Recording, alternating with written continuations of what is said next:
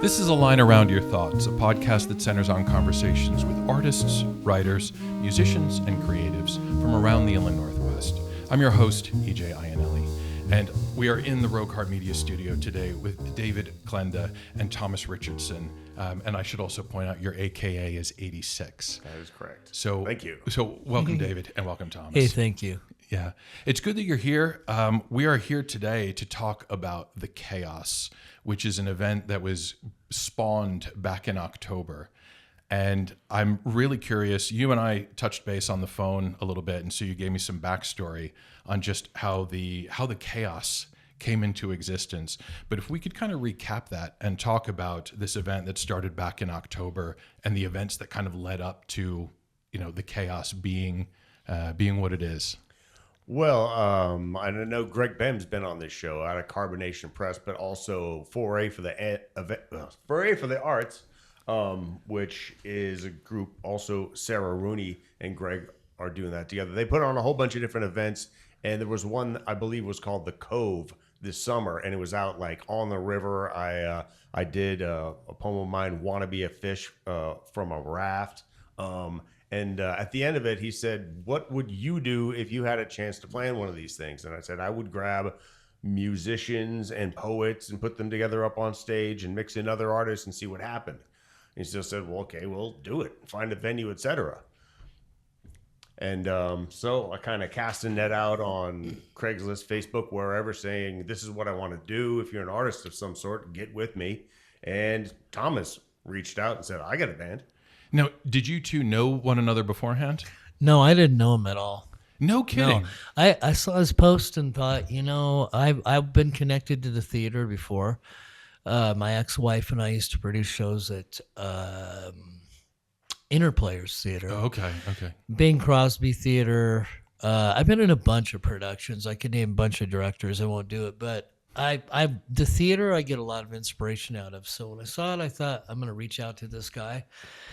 And I already knew I had the skills to do whatever he needed, So it's interesting because when you two came in, the rapport that you've got suggested to me that you were old friends, and so I guess that's testament to the relationship that the Chaos builds. We are now. Yeah. It took us a while to, he's great to work with. I think we're working amazingly together. I think. Yeah, we're figuring it out, and yeah, I think the fun contest almost is in like who can like reel in like more cool artists to add to this thing. We're both doing it. Clearly. So with that first event in October, right? You put a call out on Facebook. No, what are you envisioning for this? Do you have a concept in mind as you're planning this October event that's never been done before? I mean, it comes back from times when I used to work at a bar with a cover bands. They had every Friday, Saturday night, and I'd get to talking to those guys and stuff like that. And they found out I like to write, and one of them was like, "Hey, you should come on up and do this on stage with us." I'm like, No, it's your stage, it's not me. And yeah, let's do it. And eventually they dragged me up there, and that was a band called The Nerve, which is Chris Reeser, Joseph Oliver, Rick Lillemon, and fun trio of folks. And I mean, we got a chance to like screw around with like one song once or twice a weekend, once a month or so, after midnight at the spot. And, I never really got enough of that itch, scratched. Because, I mean, it was cool. It was a ton of fun. And that was years ago. And hoping something like that would happen. I don't think it would actually come together so cohesively. But. And, an event like this needs a venue. So how did you get in touch with the Blue Door Theater in order to identify them as a venue for this? Oh, that's through school. I mean, my kids go to continuous curriculum school, and they all made it into the PEP program. That's a planned enrichment program. Miss Thomas, Miss Schultz got built over at Otis Orchards, and they are heavy into they're heavy into improv. Mm-hmm. And including the Blue Door Theater had done a few shows with, my son was in it, and they had him over at Trent Elementary, and they had a decent stadium, and they brought a lot of people in there. Well, I mean, an auditorium in there. They had a good stage. So reaching out to Blue Door Theater was definitely one of my ideas. Okay. And how receptive were they to this? Like when you pose or propose this idea and say, "Hey, I've got this concept where we're going to get some musicians together, we're going to get some performing artists, we're going to get some poets, and then we're just going to take it, move into your space and start doing this." Did they say, "That sounds fantastic"? Did they say, "Oh, we want some parameters on this"? Not really any No. parameters. They invited what we did. Fortunately, they've had patience because, it initially hasn't had much of a big crowd. Last night was the best and most encouraging, show up we had. So it's always, with art, are we making money? Are we bringing people into the door? Are they buying stuff from the concession stand? Yeah, they are. The theater's doing pretty well from it, I think. Yeah, and Yeah. it's interesting that it would take place. So you have a background in theater, and it's interesting that it would take place in this new space that the Blue Door is cultivating, because they're aiming to be kind of multidisciplinary there, and so it's more than just improv. Exactly. But there is even though there's music and as part of the Dream Quest experience, Right. that's kind of your role in all this. Exactly. But there is a theatrical component to this as well. I mean, it seems to me that would be kind of a unifying factor to all this, no? Yeah, exactly. It's a great place to perform, and I mean, hey, we're lucky to have it. Really, the lights, the sound, the stage. I mean, everything. I'm happy to be playing there, Yeah. and I'm happy to make them money. We're helping them for sure, and we're donating pretty much right now, which I feel fine about. And well, it's kind of a smorgasbord of artists that you've got involved in this, because one of the videos that you sent me from the last performance, and I guess this speaks to the nature of the chaos, is that there was a hula hoop artist, and so there's a band performing, and then all of a sudden this hula hoop comes rocketing towards the camera, and I think your head. No? Yeah. Well, yeah. The funny thing is, of course, Thomas missed it. He was like paying attention to his guitar and the music and stuff. Meanwhile, what I've been trying to do, and take, at least a snippet of video, half minute or a minute, and maybe some still shots of every artist we got. So I do a lot of moving around the theater, between songs. And I was zooming in on Aspen Dillaball, one of our new hoopsters. And then suddenly, quicker than I could even see it, the phone gets knocked out of my hand, and it was a hula hoop that hit it, and it was just hilarious. And I got to think, this is gonna make some video right there. And it was, we put it all together. And so first thing this morning, I scrolled through my stuff and said, all right, which one is it? And yeah, it is absolutely like, you just took a rainbow to the face and picking yourself up off the floor. So yeah, that's kind of how it goes. So in October, who were some of the folks that were involved with you on that inaugural thing? And I also have to ask, the very first show, was it called The Chaos, or was that something that a name it acquired later? No, that was the name it acquired from the beginning, and it wasn't what I had in mind. I think my first suggestion was The Jam, and Jim Moore of the Blue Door Theater. That's cool. Had I said, like that. It would have been cool. Except the they've Jam. got events periodically that they call The Jam. Oh. So they couldn't let us do that. And Okay. then my next idea was, how about The Mix? And there was an ice cream shop at the front of the Blue Door Theater called The Mix. And I'm like, no, we can't really do that. That'd be confusing. Jim's like, how about The Chaos? I'm like, all right, let's roll with it. Oh, Jim named it. Okay. Yeah, really. Okay, that's pretty much. nice. And then, of Didn't course, know the that. funny thing is, the Mix, they seemed to do something special back there. I don't know if they were making their own waffle cones or something that smelled really good, as well as I could tell they had good ice cream.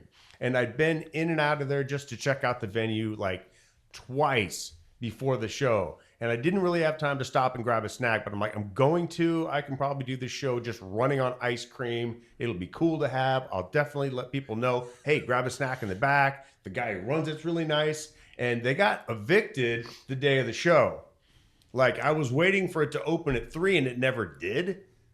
And then sometime around 3:30-ish, somebody unlocks the door, takes out the trash, and then hangs this note on the door. And I caught up with him before he locked it again. I was like, "What's going on?" Yeah, we tried it, but I'm sorry, we gotta shut it down.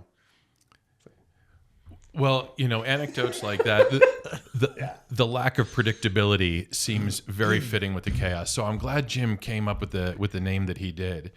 Thomas, when me too. when you put your name forward for this, Yeah. did you have any idea what you were getting yourself into? I did, because I knew he wanted covers, a lot of covers. And we're not really a cover band. We're an original band. But I went to Cornish Institute. I have a degree in music, and I have a connection to the arts there. If you've heard of Cornish Institute in Seattle. I knew I could do it. I think a lot of other musicians would not want this gig. Well, I'll say it because it's a lot of material. Mm-hmm. I've got the mind that I can absorb it really quick and just retain it. A lot of people don't have that. I mean, I can tell this from other musicians. So, I mean, it's perfect for me. I am able to expand my guitar playing by having to learn other, musicians' parts that are not my own. And it's kind of a cool exercise. So I like it. It's fun for me. And definitely becoming a better guitarist through it. So, And that's Dreamquest, why your I do mold it. is kind of psychedelic rock now. Yeah, it's psychedelic. It's all original. We have 2 albums out. We usually don't do covers, but we might do some Santana and a few, but we're not a cover band. You know what I mean? I never wanted to be a cover band.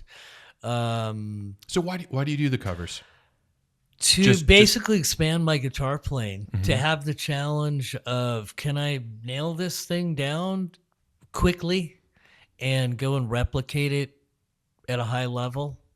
And I mean, he's heard me do it over and over. I can. I mean, I'm good. And you're a multi-instrumentalist as well. So I noticed that you do the drumming on the albums. So you're the Thank guitarist you. and you're the guitarist and front man for the live show. Right. And then you were also a very sought after flute builder. Yes, I was for many years. Yeah, I've sold flutes around the world. You could probably name any country, and I've been there. But I was very popular in the UK, Paris, all over Great Britain. I mean, you could look me up, and you're going to see people saying that I was a very famous flute builder. I specialize in David Carradine's designs. That was kind of my thing that really made me successful.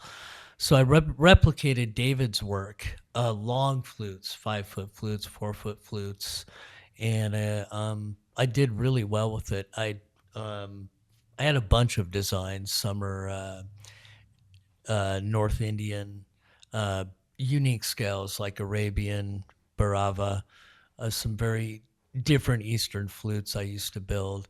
And I did really well with it for years, probably 20 years. And any chance we're going to see some of the flute music introduced into the Yeah, I'm chaos? playing flutes in every show. Oh, okay. Yeah. So you're not just on guitar. No, I'm not just on guitar. Okay. Cool. Show 6 was recently, and I played drums. I just jumped up and said I can do the drums on all along the Watchtower of Hendrix, and you heard me. Well, when the drummer gets up and plays the ukulele, somebody's got to play the drums. It's Yeah, I just the figured I rules of better it all. switch. And I pulled a guy out of the audience who's a great guitarist, Cedar, and I said, "You can play this, can't you?" He got up there and did all the leads. It was great. And the fact that you can kind of do this spontaneously, and there aren't maybe the rules or strictures that there might be in an ordinary concert or something like that. That kind of speaks to the whole ethos of the chaos. Just do what you're good at. Do something creative. Do something entertaining, and the folks in the audience are just kind of there for the experience. And don't be afraid to do something you're not good at. Yeah, that's a good Because, point. I mean, that too. there's a lot of risk going on to it, and I kind of embrace. I get scared before pretty much every single one. Just 'cause You I get don't pre-show know what's going on. butterflies? This time, I do too, a little bit. yeah. I did too. I felt You know. some yesterday. Because I mean, emceeing and filling in spaces in between. I don't know what I'm going to do He's with really that good at it. exactly, but I just can't get to rolling on things. But and I mean, Well, yeah, at our February show, where it was right before Valentine's Day. Figure that gives a decent theme. There's a lot of music about that somewhere. Good side, bad side, painful side of love. So I suggested early on, said we should do I used to love her, but I had to kill her by Guns N' Roses. He's like, yeah, good idea. And he worked on it. It doesn't take him long at all, most times. And he's like, yeah, I picked it up. I can play it. No problem. Then I found out like the day before he expected me to sing it. It's like, I suggested, I didn't, who said that? I figured, yeah, okay. I can't sing everything. I don't want to sing everything, And I mean, I can pick up the He did it. occasional, not too tough vocal, I can, cover some simpler, but Axl Rose is a bit of a challenge, but yeah, I do feel better. I did better than I expected. And now I'm afraid of almost no song at that show anymore. Yeah. Yeah, and it's also a different animal to, your usual métier, which is spoken word poetry. And so you're a familiar face around spoken word and open mics and those sorts of events. So it's kind of reassuring to hear that you get the butterflies when you're about to MC because it's nice because I think that's a really human response to get butterflies, when you're about to go on and like how is this going to go? But it's also kind of supercharges you a little bit, no? Mm-hmm. Yeah. Yeah, Yeah, I mean, it does. adrenaline is a thing. I know what the sports people feel like. I know what the rock stars feel like now. A certain amount of adrenaline, I think, helps my memory, maybe enunciation even, so. And so the various disciplines that are involved with this spoken word, talk to me about some of those folks that you've been able to engage. So we've got the music side.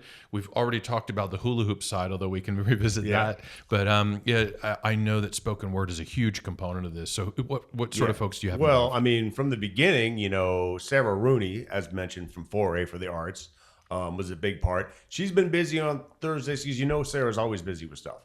So introduced me to Jonathan David Myersberg, who is a poet I didn't know at all, but from the beginning totally embraced it. I mean, he was using the whole stage. He was bringing props. He was throwing notes on the floor. He did a set lying on his back. He was totally bringing the showmanship out, and it was cool because, he wouldn't have done that at Nito Burrito. He wouldn't be, but he can do that here.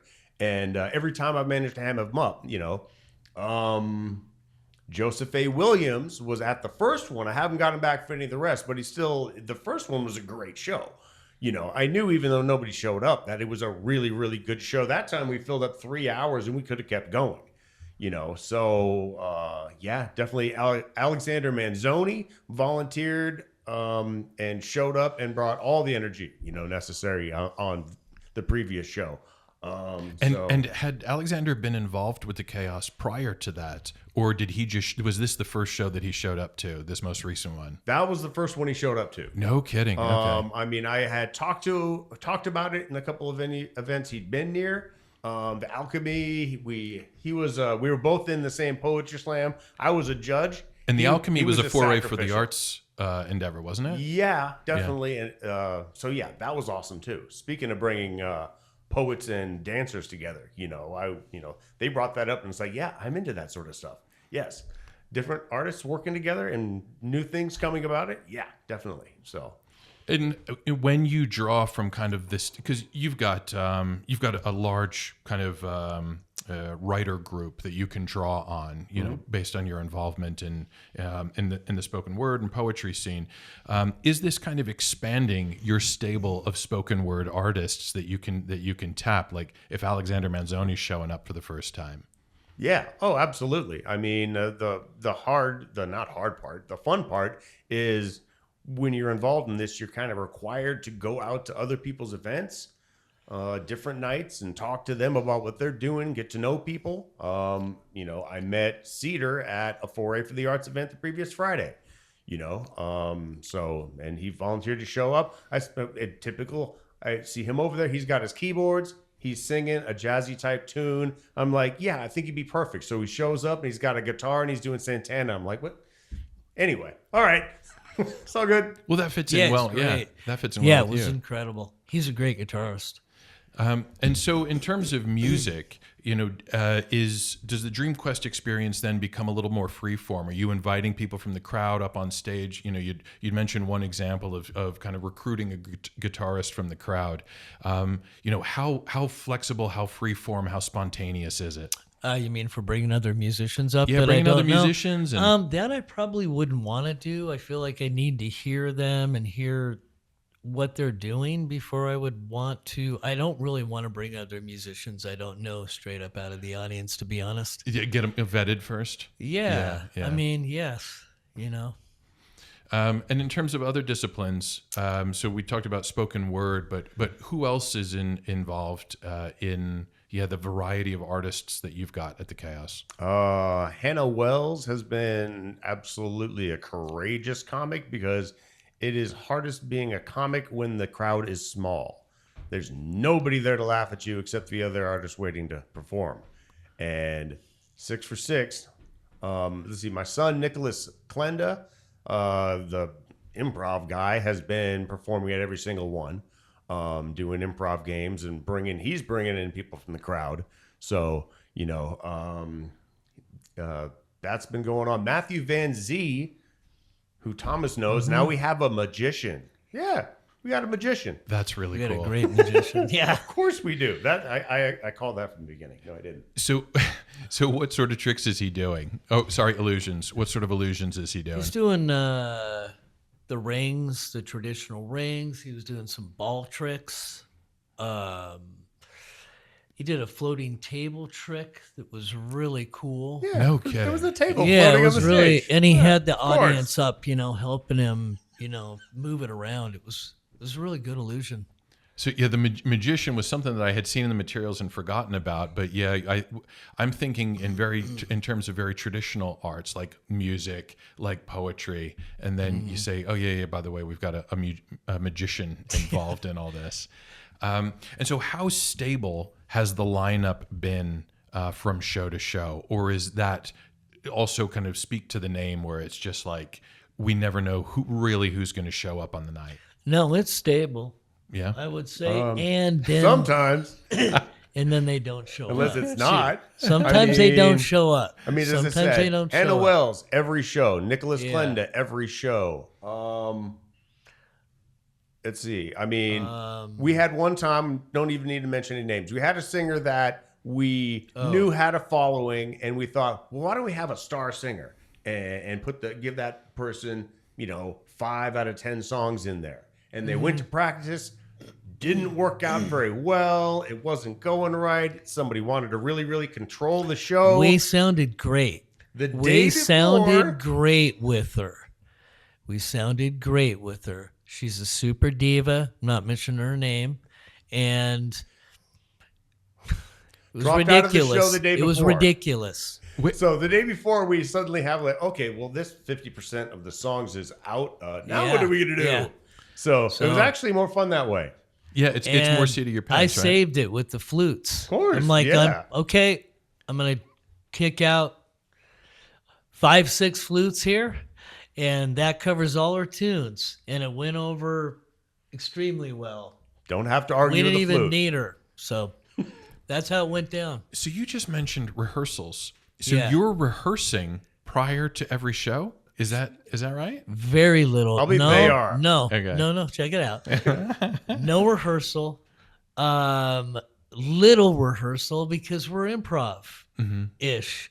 My bassist and I, obviously, we have to learn these tunes. I teach them to my bassist. So him and I have to rehearse. And it's loosely rehearsed. We're not going to just get him perfect. And who's your bassist? That's just out of curiosity. Howard Hansen is the bassist for 10 years. The thing about David is he's really open to originality and not being a conformist, so if it's not exactly one of the leads, whatever is similar but my own thing, he doesn't care. And that's what's cool about it is we can kind of originalize some of these covers and have fun with it. I'll play all the lines they got, and then I just take it to where I want to do my show. you know? Yeah. So I do my own thing near the end of whatever every time. I'll take some solos that are mine, you know, because I don't want to be a cover guy, Yeah. you know? I Well, was always you against hone covers. your guitar chops, and then Yeah. then you kind of spread your wings, right? Well, yeah. And that's what I'm working on. Is just I love the guitar, and I'd like to be really good. And the only way you get really good is continual work at it. So we've had a couple shows over a couple months, right? How has it changed from that first show? Has it taken on kind of a flavor of its own? Has it gone in directions that you didn't anticipate? I think it's more that I've stopped saying, everybody show up. I'll try to get you into the show. Yeah. I'll try to open mic it. And it's more that we focus down on 4 or 5 artists we know are going to be there.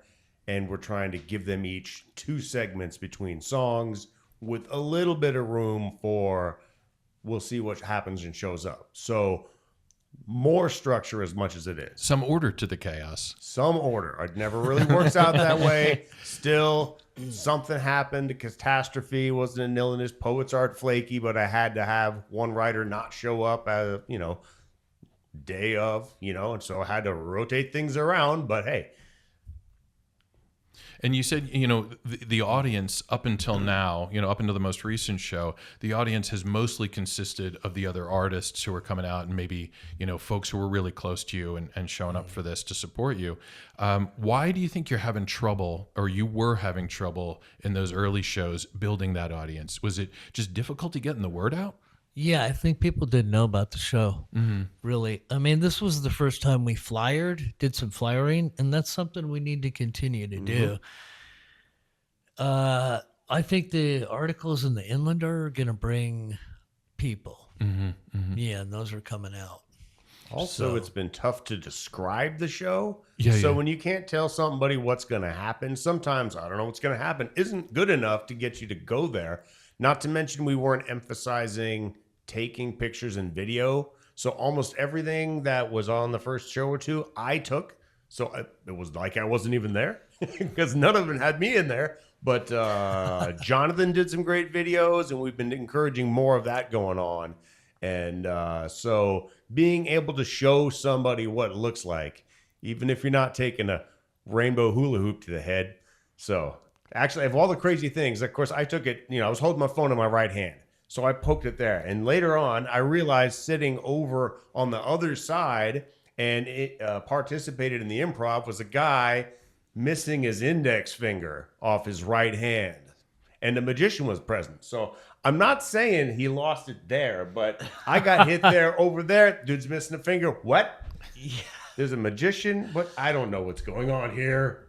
Never do. Good point, man. Well, it's like the motto for the modern age, picture it didn't happen. And it's crazy just how much you have to document and get that out there, or folks don't realize that it's going on. Yeah. And the worst thing you can have happen is to have people think, this is an art event. It would be rude for me to pull up my phone. Nope. Be rude if you didn't. It's your homework assignment. You got to take at least one thing and share it. And so how are you kind of pitching it when you're talking to other people and kind of doing that elevator pitch and saying, hey, I've got this event going on, and they say, tell me about it. What are you saying to them? What it's come down to is that I've got a great band who's great at learning pieces, and we put together a set list of about 10 originals and covers. And then I've been putting poets and comics and improv and other artists in between songs, and that we're also always looking for new vocalists. That's kind of the thing about doing covers is you can easily say to somebody you don't know, do you know how to sing Evil Ways by Santana? Yeah, I do. Cool. Let's get together and we'll do it. Yeah, exactly. So you can agree on that real easy without a lot of work. So exactly. That's part of it. And a lot of artists don't want to work too hard. So they do want to do tunes they know. That's one thing I've noticed about doing this is even Cedar. I said, hey, you should come up and do some of these songs with us at Burning Cow. And he's like 1 or 2, or do people don't want this task of learning? Yeah.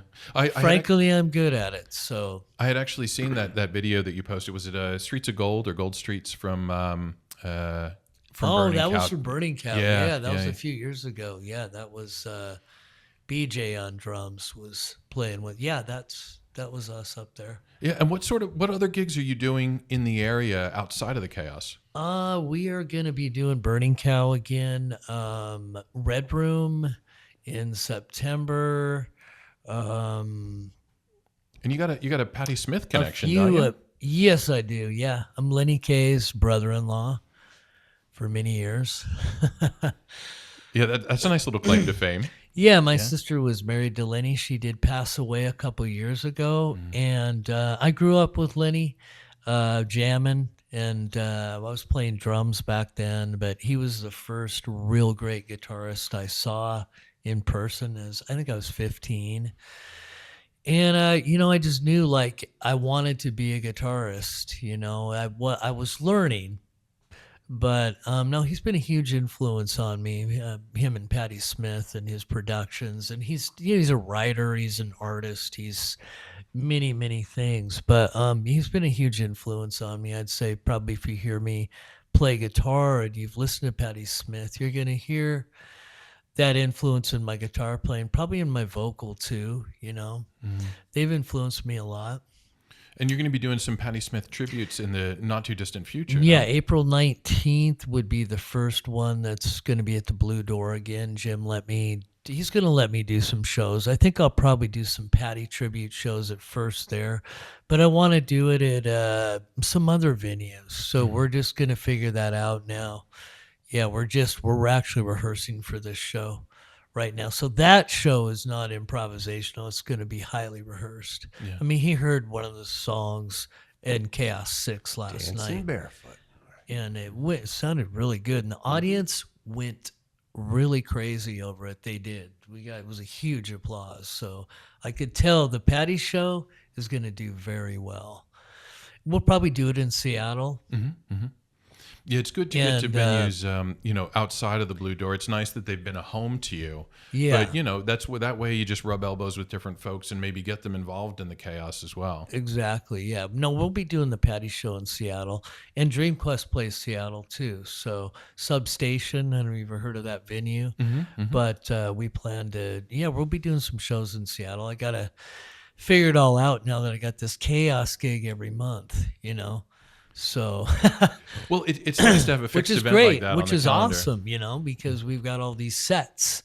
We got a ton of material. Think about it, Time we get through 12 shows this year, December, our set list of covers is, I'd have to write it down to figure out how many we do know now, So we've got it's going to be a ton of covers, which is good. Yeah. Which is good. Well, it's that element of predictability amid the chaos, so that, exactly. you kind of need that anchor point.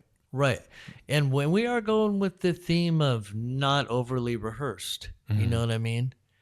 We like that. Even the new band members I have, Elbow Tim's my new drummer. I put Destiny Love in the band as the lead singer for the Patti shows. And she's in the band to sing other things too. I'm still going to be a lead singer in the band doing my material. I'm pretty sure Destiny, we'll figure out what we're doing with my material, but they're really great. And they like the concept of, they like to rehearse, but not overly rehearse. We didn't even rehearse for last night show 6. Just a schedule thing. We never seem to be free on the same night or time. And before last show, I went out like 3 or 4 different times and places to just be at events and talk to people, and it worked. I brought some people in. Yeah, he's good with that. So I work a night job, so I mean, I got up to do this, but I'm tired, Yeah, I got to work kind of hard in my older age. Well, it's tough to work around. Yeah. You've got a day job. One that I wouldn't have predicted. Currently, I'm in used cars sales.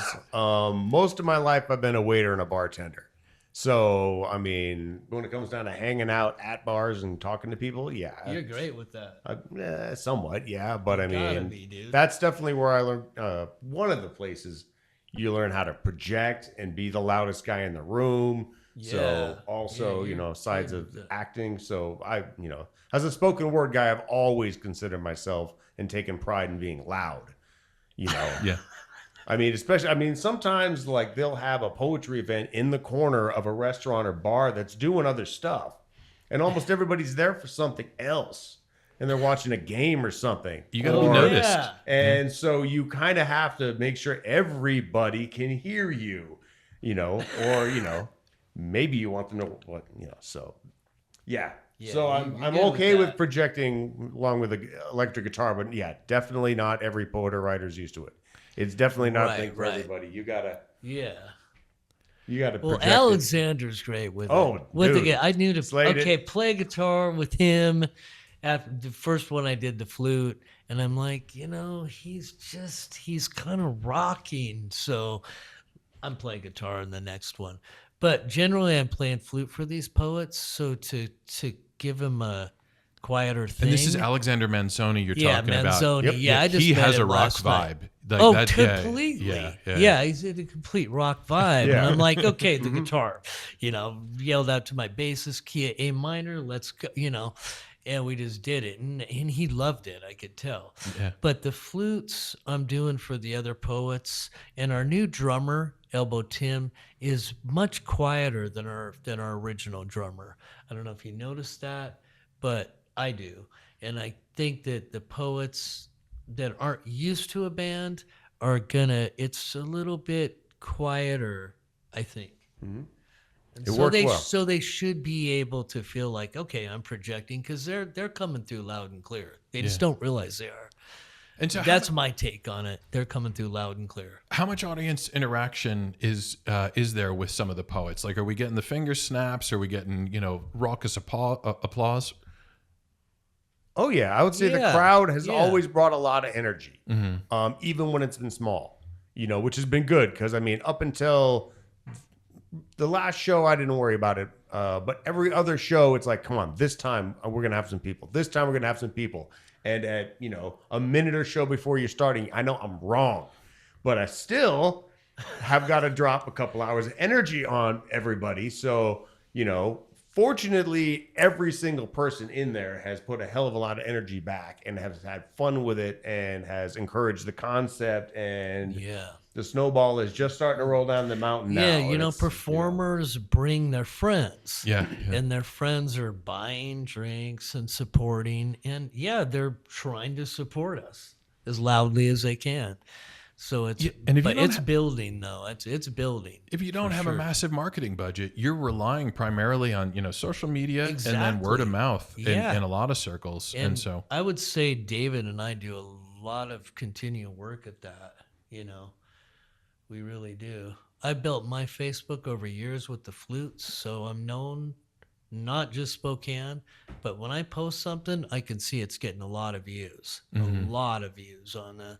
That's why I do most. well, of the my folks in the postings to UK my are going to have a page. hard time making it over here. For, Yeah, well, they're for, gonna go. Let's Thursday see. night. Yeah, exactly. They're looking at stuff though. They're interested. A lot of famous people are on my Facebook. Famous musicians.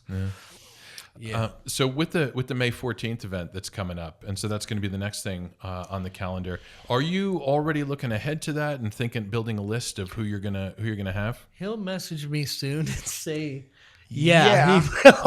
yeah, let's we see. jump ahead. From what I've heard, Yes. Alexander Manzoni should still be there, definitely. Hannah Wells should still be there, definitely. My son, Nicholas Klenda, should still be there.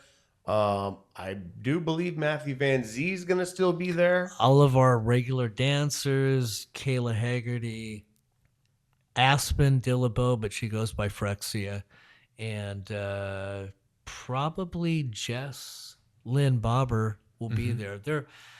Kayla and Jess are my two dancers going back with the band. They do shows with their hoopers, but they Right. dance as well. And yeah, they'll my people will definitely be there. my And dancers. I'm hoping Jonathan David Myersberg should be back. I mean, barring any, car hitting tree or something, everything should be fine. And I'm hoping Iron Shadow returns. I mean, Iron I think Shadow. the fact that he was a poet via Broken Mike that I met, and Iron Goat. We had a couple pints and a pizza, and realized that not only were we both into poetry, we were both into old school rap. So he messed around, did some rock him. We had a lot of fun with it. I'm a huge fan of Long Legged Larry by Aesop Rock. So I invited him to do that one with me and write a new verse for it. And he had said, I kind of have a public facing job, so I'm going to think of a pen name. Give me about a day. I'm like, okay, no problem. And it comes back with Iron Shadow. It sounds like you should be a superhero. Exactly. Completely. I already have his bat He had a signal mask figured on. out. Yeah, I know. And he showed up with a His mask like he was, mask MF Doom. His mask was cool. Yeah, I know. He had a and mask the whole show. Long-legged was awesome. The audience Family went things were crazy. going on. The Shadow family, or with the Shadow in-laws, or whatever's going on, had him this time at the previous show. So hopefully he'll be available, because I totally want to do that song again. And He did another one that was great. I don't know what that other one he was. did it The was Corner by Common. Yeah, he did one by who's that? Eric B. and Rakim, Microphone Fiend. So Kanye. He did a Kanye too. I think it was Common. Well, yeah, loved it. I want to So- do that again.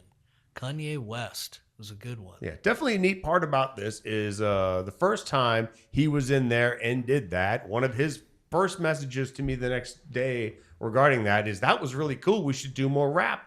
I'm like, all right, Yeah, let's do it. I like it. So the next show is a little Funky, more it's rap funky. heavy. Yeah, we'll do rap. I'd like to do more. Oh, that's really It's cool. fun. And how do you see this developing, or is it something that you're just going to kind of let it take its own course? Do you have a vision?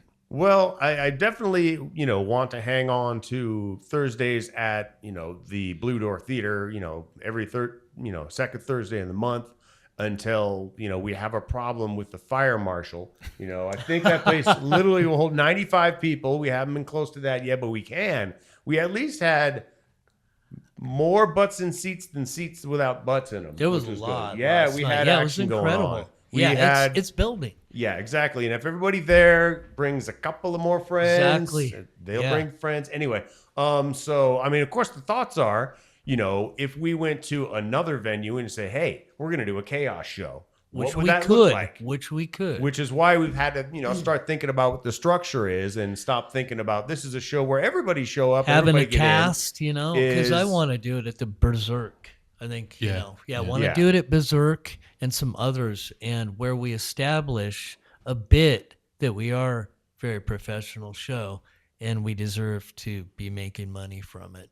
And we're there. We're there. Yeah. So no, but he knows that I feel this way, and I want to book it later outside of the Blue Door, but we're still doing it at the Blue Door so that we just attract more people, and establish that we have a show that you pay money to go see with the best of what we have, And it's a pretty nominal cover charge at the moment. It's not. We're not thinking about charging very much, but you get 70 people at $5. You did make a little money. Well, and it's gone through a growth because it was suggested donation $5 to $5 to the other shows are $9.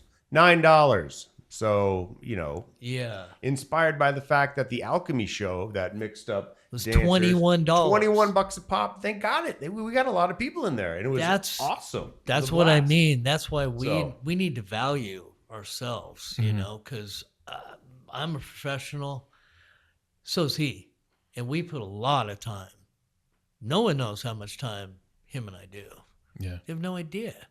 Yeah, because you're not just still- there on the night, but I think the fact that you've got this discography you can point to and say, hey, this is my catalog of songs. Exactly. Yeah, I do. And then David, you've got works to your name, and you've done a lot of kind of online posting. You've also done the taken your work to spoken word. But you've also got Cathartes Aura. Yeah. Yeah, and the Apocalypse Zoo. And this was put out under Carbonation Press. Yes. So tell me a little bit about this, because the conceit is that is it a turkey? Turkey vulture. Turkey vulture. Which is, Cathartes Aura is a Latin name for turkey vulture. Oh, okay. Okay. So it is, my description, the story of a zoo on the day that no one showed up, narrated by a captive turkey vulture. What I've been doing is, I'd been writing a lot of little bits and pieces of post-apocalyptic stories, because I think the post-apocalypse is fascinating.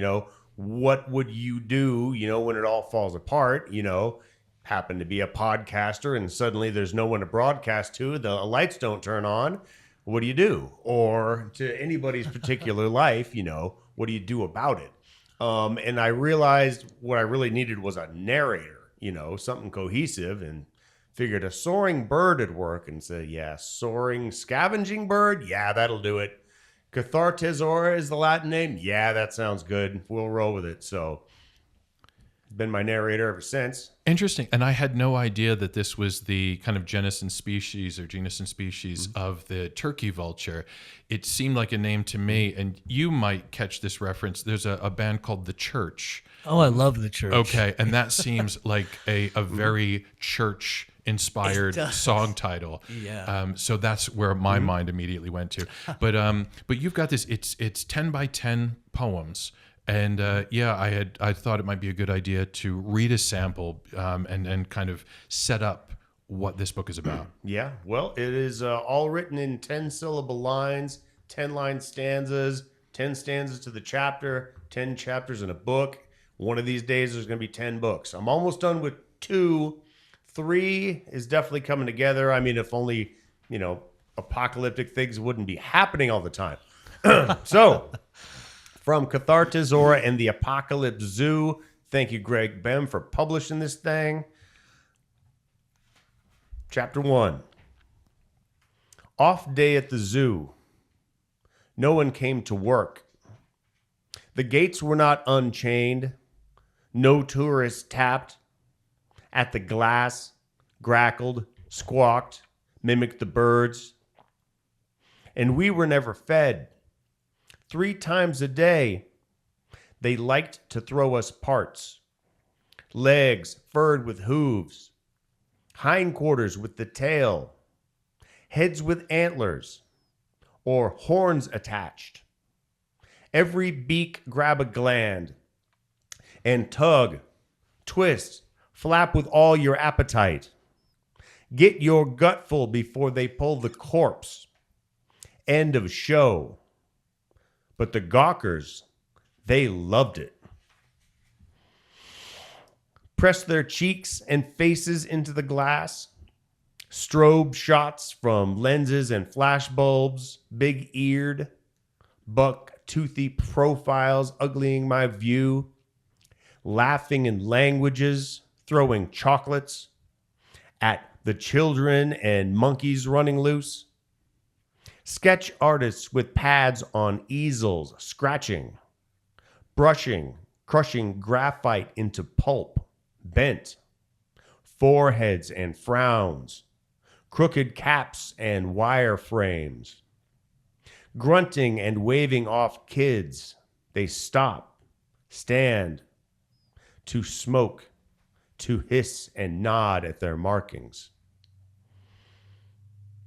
But no one today, no chapstick blowfish, no high-pitched docents. The straw hat lady did not enter with rake and bag, cooing like a dove, whistling like a finch to scrape. Feathers, dung, and coughed meat from our sawdust. The 2 men with the cart did not roll up. One strangled the garbage while the other snapped on fresh plastic. The can overflows with half-eaten dogs, unwanted lunches, and fly-buzzed cans stinking outside our cage. Well, thanks for that. Yeah, I can see the spoken word influences in there, certainly. And that would be a good place to kind of cap the interview, but I don't know if you two are prepared for this. We move into the lightning round. And that's how we Lightning round? close the lightning round. Well so I said. got 4 questions for you. Okay. You're each going to share it, and it starts off with an either or. Okay. Mm-hmm. Who wants to go first? David, are you feeling spontaneous? All right. Okay. So, would you rather have to speak in rhyme for the rest of your life? And you can see why I chose this. Speak in rhyme or speak in riddle? Oh, speak in riddle. Speak in I riddles? think Okay. speaking in riddle is more challenging and witty. I mean, rhyming is fine. I don't rhyme a lot. This book doesn't rhyme much. I do rhyme more when I'm doing a spoken word piece. If I'm going to remember it and present it, I need a little bit of rhyme to help it stick together. But no, that would be, yeah. I couldn't write the rest of the series if I had to write it all in rhyming couplets.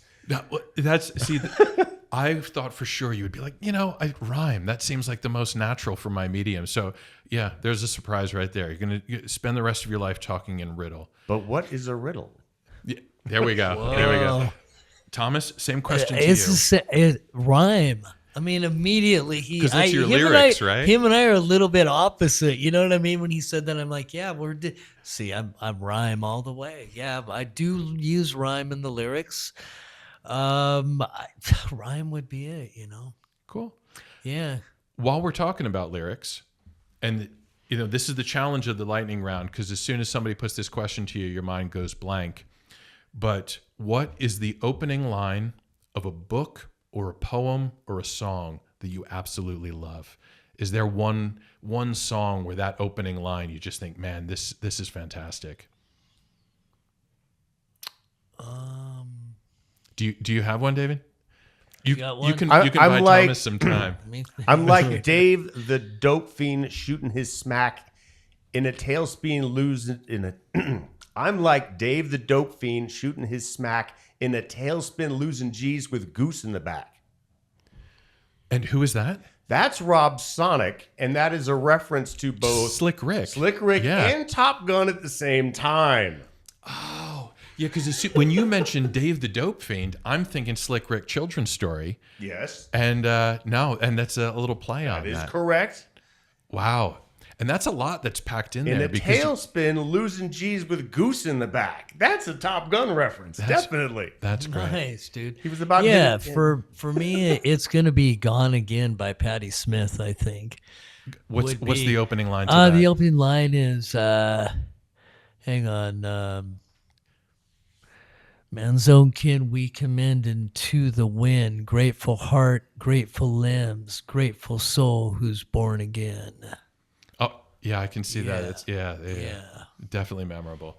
All right, so you two guys, I'm assuming because you're pretty high energy, you need to be amped up. You've got a favorite caffeinated beverage. Thomas, I'm going to put this to you. What is your favorite caffeinated beverage? Is it cold? Just a coffee. Coffee? Straightforward coffee. Yeah. Okay. A Do little you bit take- of cream, a little bit of sugar. Okay. Yeah. The sugar gives you the extra Traditional. buzz. Yeah. Exactly. All right. Favorite caffeinated beverage? Every morning I'm French press black Okay. and fresh ground beans, but I usually have to grind the beans the night before because nobody wants me grinding beans at like a little before 6 o'clock in the morning when I'm the first guy awake. Yeah. So, Coffee it is. Huh? but coffee black French press. Sweet. And do you have a particular blend that you like? Is there one that you tend? Is there a go-to for you? I'm a bit of a weirdo. I'm a big Winco fan. And when we go to buy beans, you get the big bag that'll fit a pound or two. I put in some light and some medium and some dark in the bag. So You not create one your own kind. blend. Nice. I blend the blends. You yes. blend the blends. Yeah. So All right. Finally, what was your favorite food as a child? Dungeness crab. Really? Okay. I would say one of them. I would say in the fact that it was good. The fact my parents got us out fishing a lot. We were definitely fish people, sons of fish people. So Puget Sound, rockfish, cod, clams, salmon, but I mean, But you were born in Nebraska, no? a little bit. We moved out west when I was 3. Okay. So, but yeah, I was going to say that's catfish and crawdad people who then got out to Puget Sound. Gotcha. And just different sort of critters. But I mean, Dungeness crab, if you can catch it, pull it out of the water, and the crab is still like, what's going on here? And then the water's boiling, and then you peel the lid off and throw it right in, is one of the best tasting things. I mean, that level of freshness and right out of there for a Northwest kid, yeah. So And do you still have a Nice, soft spot bro. for that? yes, and it's one of the tough things about being in the inland Northwest is good seafood is not as easy to find. I share your lament. Yeah. Mm-hmm. Seafood guy, huh? I'd say probably my mom's stew that she used to make, a crock pot stew when I was a kid. I used What to was love, in it? It was your traditional, pot roast, potatoes, carrots. She put celery. I'm thinking green beans. Did green beans factor I in? don't know, but I know she had carrots, celery, potatoes, the meat, and I don't know, it was great. I So used to crock pot just- stew, and that's Oh, and she'd make cornbread. She'd make cornbread muffins. And yeah, I loved that as a kid. so that's what triggers the nostalgia for you. Do you still love that stew today, or do you still get longings for that stew today? Yes, I do, but I don't make it. But yeah, and I do. I love my mom's crock pot stew and her Fantastic. cornbread. That's fantastic. Yeah, Those your were crock good. pot stew with corn Crock-pot and stew. cornbread, That's Yeah. a Dungeness new song crab. waiting to happen. Butter, Yeah, butter on paired it. with some coffee to keep you going. Exactly. Cool. Well, Thomas Exactly. and David, thank you so much for coming in today and Thanks a talking lot. about the chaos, and then reading from Cathartes Aura, and talking about your backstory as well. It's been fascinating. Thanks. Thanks. Thank you for having Thanks us, a EJ. lot. Awesome.